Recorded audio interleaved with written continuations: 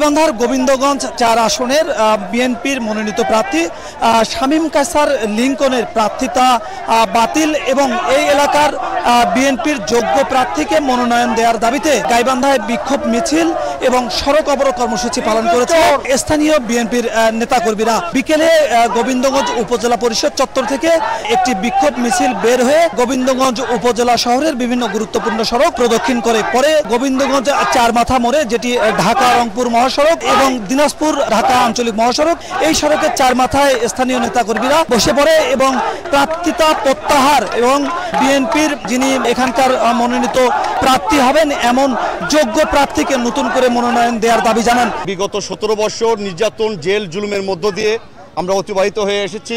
একটা ফ্যাসিস্ট সরকারকে পতন করে আজকে একটা সুন্দর সমৃদ্ধিশীল সোনার বাংলা গড়ার জন্য আমরা আশা আকাঙ্ক্ষা নিয়ে বুক বেঁধে আমরা আছি। এর মধ্য দিয়ে আমরা হঠাৎ করে দেখতে পাচ্ছি যে বিগত 18 সালের নির্বাচনে যখন গোবিন্দগঞ্জ আসন থেকে ঐক্যফ্রন্ট থেকে যখন মনোনয়ন দিতে চাওয়া হয়েছিল শামীম কায়সার লিংকনকে, তখন তিনি এখানকার আসনের মনোনয়ন নেওয়ার জন্য অনিচ্ছা প্রকাশ করে সে চলে গিয়েছিলেন মালয়েশিয়ায়, আমাদেরকে ফেলে রেখে, অন্ধকার কূপে ফেলে রেখে।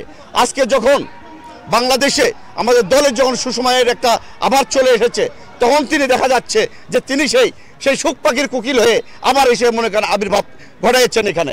উনি 11 সময় দেশে ছিল না, আমাদের খালদা জিয়া, আমাদের নেত্রী, আমাদের মা, উনি যখন জেলখানায় ছিল, উনি তখনকার সংস্কারপন্থী, ওনার নামে একটা মামলাও নাই। উনি কেমন নেতা, উনি কিভাবে নমিনেশন পায়? তার নামে মামলা কেন নাই?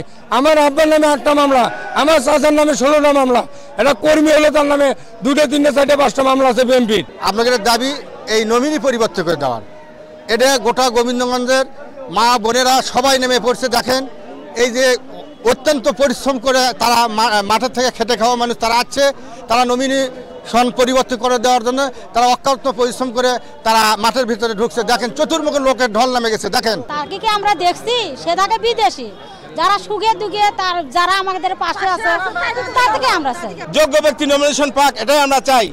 আর কিছু বলতে চাই যে যাকে নমিনেশন দেওয়া হয়েছে ইনি আমাদের এই 17 বছর কোন এলাকায় ওনাকে দেখা যায়নি। লিংকনের নামে কোনো একটা জেল নাই, কিছু নাই, তাই কেমন নমিনেশন পাই? আমাদের ফারুক আহমেদ আহমেদ অনেকদিন থেকে জেল কাটছে, নমিনেশন পালি ফারুক আহমেদ আহমেদই পাবে।